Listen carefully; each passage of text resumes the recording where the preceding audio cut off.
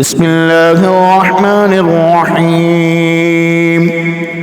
وإذا طلقتم النساء فبلغن أجلهن فلا تعدلوهن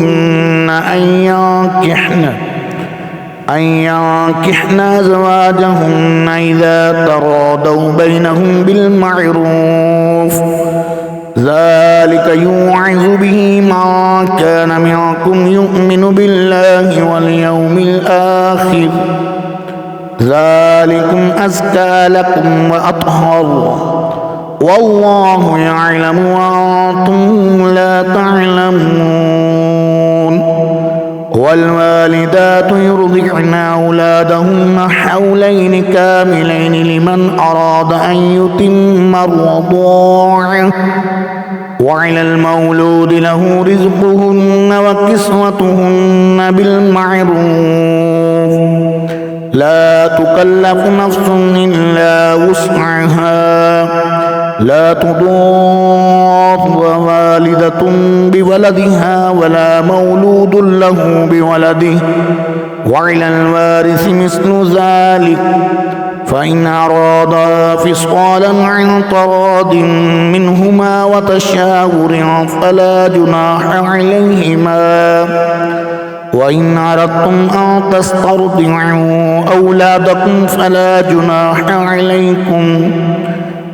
جناح عليكم إذا سلمتم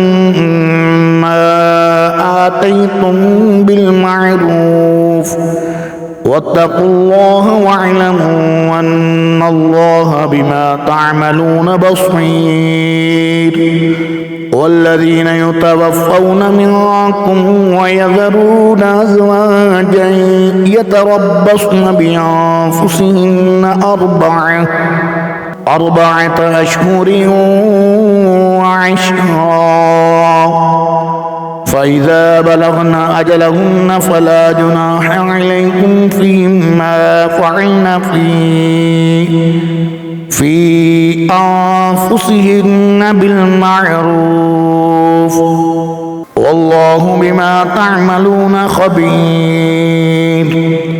ولا جناح عليكم فيما عرضتم به من خطبة النساء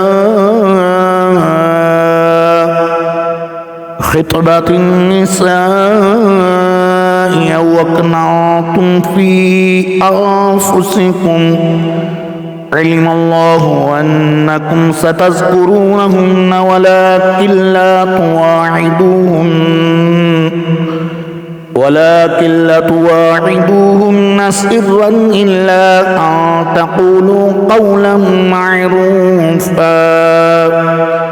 ولا تعزموا عقدة النكاح حتى يبلغ الكتاب أجله واعلموا أن الله يعلم ما في أنفسكم فاحذروه واعلموا أن الله غفور حليم.